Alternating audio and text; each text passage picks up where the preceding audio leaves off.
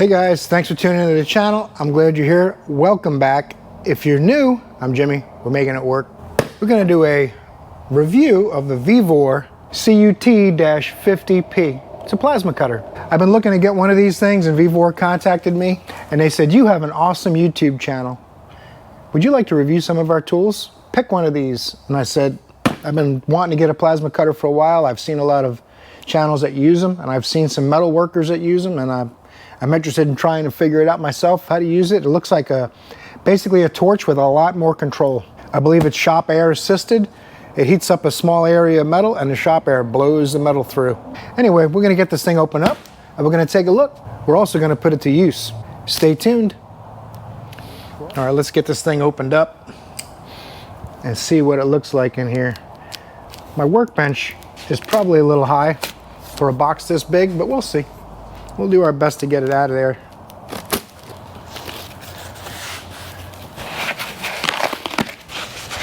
Very well packaged, a lot of styrofoam in there.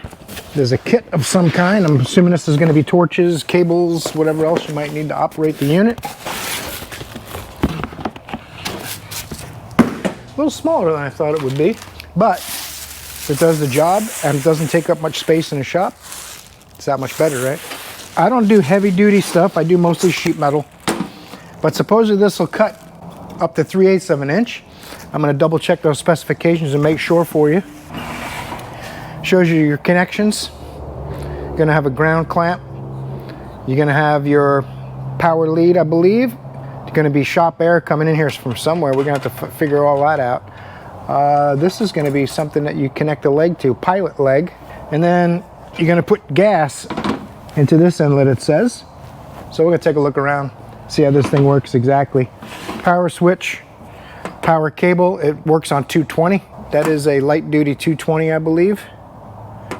Let's see. Aha, there is an adapter. That makes more sense to go to 110, because I was hoping it was for 110. And I suppose the gas is if you want to do a really clean cut, use a different kind of gas instead of shop air. As I said, I have zero experience with these things. I've watched a lot of videos. That's about it. I've got gas here, so hopefully we can start cutting with this today once I set it up. Got holders, hoses, the torch itself, tips, what they call in the welding and torching industry, consumables are the things that you just go through when you use the tool. Now you got to expect things to wear out. They give you a roll of Teflon tape. Interesting. I think that's a first. I don't remember getting a piece of equipment that came with the Teflon tape. That's pretty cool. Comes with a regulator in a styrofoam cocoon. All right, let's finish getting this opened up, see what it takes to set this thing up, and I'll go over that with you. Let's do it. All right, guys, I got this thing hooked up. Went through these instructions. They're pretty clear. I had a hard time figuring out where these little wire holders go, but they give you 4 screws in the bag. I just screwed these 2 little brackets to the top so I could loop everything around on it. I mounted my pressure regulator, the Teflon tape they give you for a fitting. It goes from the regulator to the machine. I just cut a little piece of that hose. I don't need the full length. They give you a full length in case you want to use the same kind of hose on the other side to a tank. You can use argon, or you can use blended shielding gas like from a MIG, or you can use shop air, which is how I'm going to use it with shop air. This is where you adjust the regulator pressure. 4.5 psi, I believe, is where they said it was set at to begin with, and you raise the air pressure if it's not blowing enough metal away. If you're cutting thicker metal, that's thicker material, that kind of thing. And you lower the air pressure if you're cutting really thin, and you lower the amperage as well. The lower the amperage is, the narrower the cut will be, and the higher the amperage is, the wider the cut, or the more material it's going to blow out of there for you. This little bracket I mounted to the back with the 2 screws that were already in the unit, and this little plastic nut right here. That's how it mounts. You just unscrew that nut so you can put it in this bracket, and the regulator stays with the machine. So everything's all set with that. I'll show you what the front looks like here, where we got it plugged in. The front, this actually turns, this cover turns on the hose, so it'll thread onto that coupler. This is a finger screw or a thumb screw for the contact eyelet. This is just pushes in on the 2 pins. There's a little ear on it, so you can only put it in the correct way. And then you thread the metal nut. And the ground strap, you put it in and turn it about 30 to 45 degrees to click it in place, lock it in place so you can't pull it out. This is your amperage control. So all that's left to do now is go try this thing out, cut some steel with it. We got a big piece of diamond plate I took out of the project truck last year. I gave it to Joe. He's going to use it in his trailer so he can put heavy things on his trailer floor without going through the plywood floor he has. So, but we need to cut it up for him. So that's what we're going to do. That's be our first experiment with this, cutting some 1/4-inch steel diamond plate. Should be fun. Let's go do it. All right, guys, I got a extension cord plugged in. Runs into the shop. I got my shop air plugged in right here. I got the machine ready to go. I got my ground hooked up to my material. This is a gigantic plate of diamond steel that was in the bed of my pickup truck when I bought that 62. It went left to right like this front and back. So he wants to cut it down here and down here. So I'm gonna see if I can find a straight piece of metal to clamp to it to hold the cutting torch. It comes with quite a long cable too. This thing is long, so you got plenty of room to work. You definitely want to hold this vertical to the surface. I'm going to get some cutting gloves. I'm going to wear a MIG helmet. You want to protect your face from the plasma arc, just like when you MIG weld. There's a lot of UV going on. Plus you're not going to be able to see very well because it's really bright. So the MIG shield helps it, like sunglasses, you can see, as well as protecting your face and eyes. So I'm just going to lay this here. Go see if I can find a piece of straight edge. And we'll get... What's up, Jake? I'm gonna get a straight edge and a couple of C-clamps, and we'll get the cutting. I'm gonna have you guys a little bit far away because I really don't want to hurt my camera. So, but I will crop in a little bit and show you the thickness of the metal. You might notice too, I've got a couple of jack stands down here because this is heavy. I mean, it literally weighs, I don't know, 400 or 500 pounds. 4 of us struggled carrying it over here. We carried it around a little bit and left it here. But like I said, these jack stands, they're for safety, because when I get to the close to the bottom of the cut, this thing's gonna go bunk, and it might make some noise, but it shouldn't go anywhere, I'm hoping. We'll see what happens. That's why I got 2 jack stands, just in case. Let's stop talking and fire this thing up.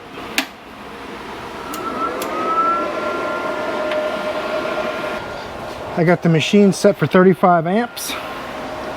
That's where we're going to start. We'll see how that goes. That's about recommended for 1/4-inch steel. Let's give this thing a try. It's got a safety guard on the trigger, which I really like that.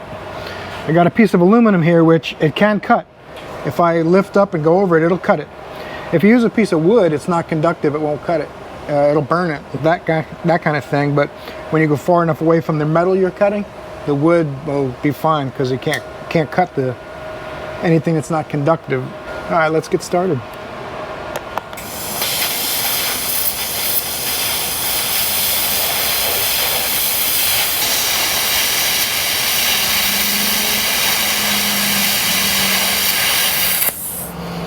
Trying to see how it's doing. It is not cutting through.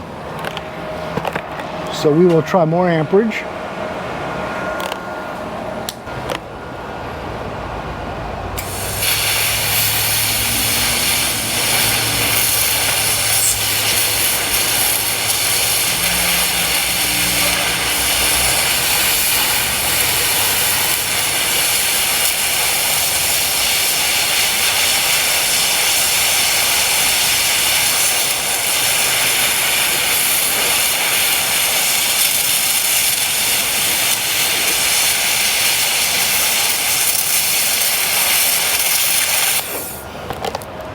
This stuff is hardcore. Doesn't look like it's gonna cut it. I'm not gonna give up yet though. I just have to go a little slower. We'll see how it works. These gloves probably aren't the best choice.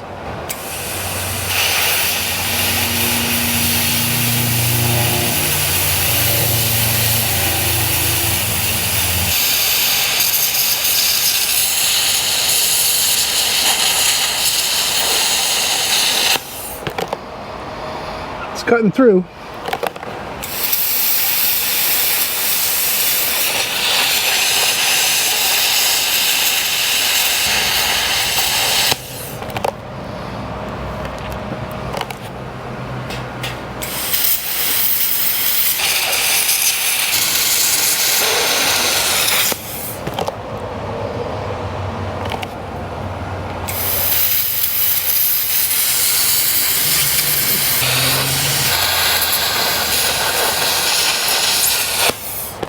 This stuff is hardcore, man. It's really having a hard time cutting it. It says it's capable. Just got to go really slow, I suppose. I'm having a hard time with my helmets turning on and off. I'm going to adjust the sensitivity. See how that works.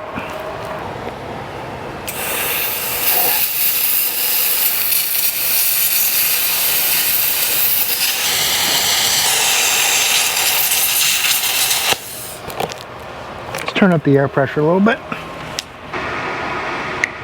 That's 10 psi. We'll see how that does.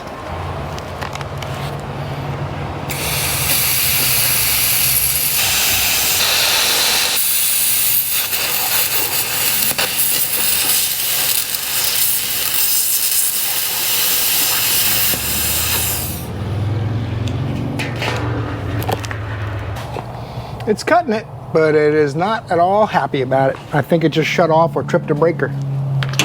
Let's go see. I'm gonna go take a look, see what kind of breaker we tripped.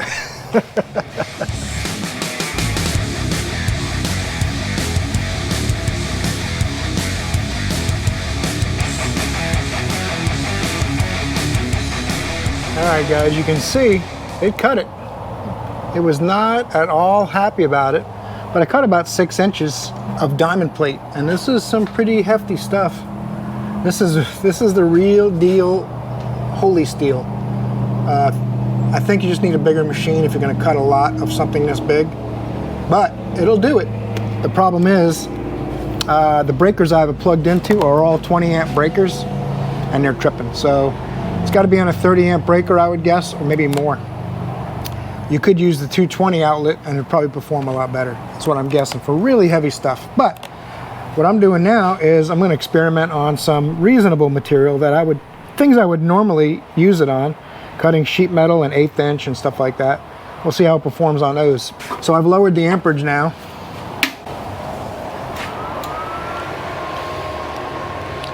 I'm going to go to about 25 amps. And we're going to cut this thin metal. I also lowered the air pressure back down to about 5 psi. I'll go ahead and fire this thing up and see how that cuts. This should be no problem, because this is really what it's made for. I just wanted to try something ridiculous and see if it would work, and Joe needs that cut, so I said let's try that. Well, now we're going to use it on its intended material. I've got my clamp set up. These are holding it down so I can get a straight edge. Let's see how this thing does.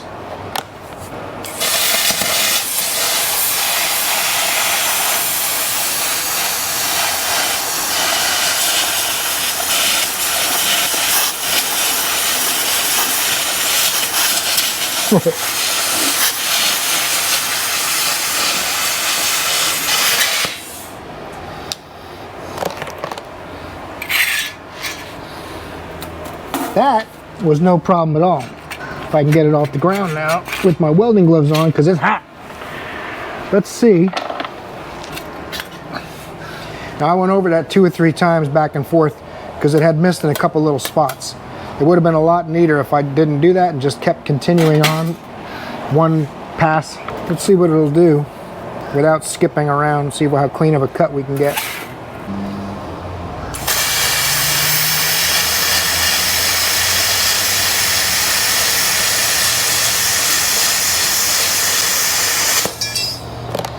That's quite a bit better. Now that edge you can work with, cleaning up with a grinder pretty easily. I'm going to cut a little bit of this heavier steel. We'll see how that does too.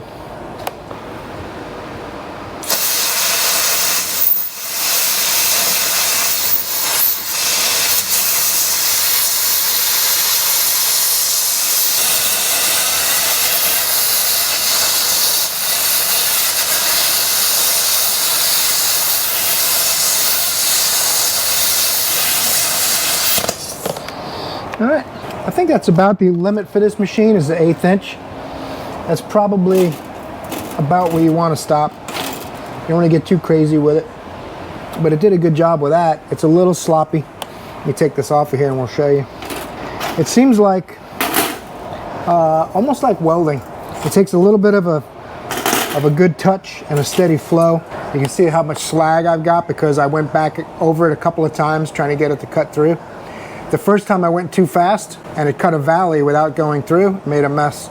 So then I had to go through again, and it just doubles up on the mess. So you'd have quite a bit of work to clean it up with a grinder, but once you get the hang of the tool, or I get the hang of the tool, I think I'll be able to cut quite a bit better. It's got the power to cut through that without much trouble. You can see how it cut on quite an angle. Because I went too fast, it just blew a valley, not all the way through. So, but it does it. It does the task. Let's cut some more. Let's try to do it at the right pace. Cut this piece in half.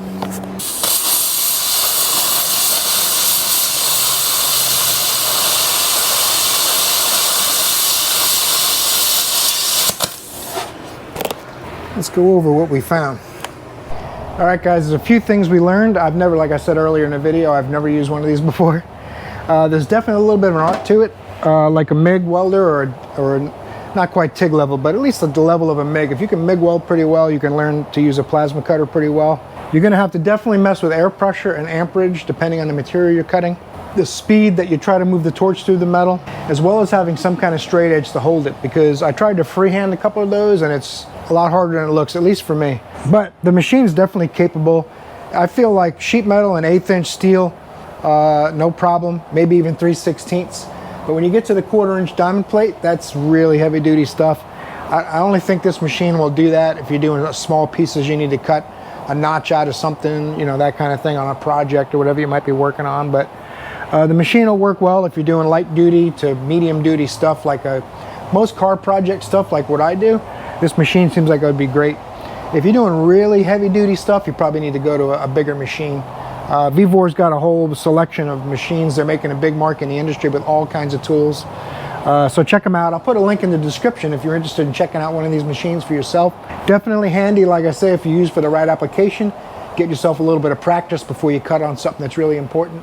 Maybe use some, cut up some old scrap fenders and things like that, or brackets.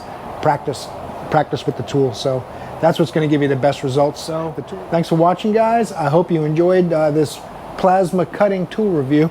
I'm looking forward to getting a little bit better with this and using it on some more projects. So watch for those, and torque the like button before you head out. Maybe subscribe if you haven't yet. My biggest thing is day in the shop videos. I do a video every day that I work in the shop. I have a video for that day. And I do some tool reviews and project videos and stuff on Saturdays and Sundays. So hope I see you in one of those videos, because you're awesome.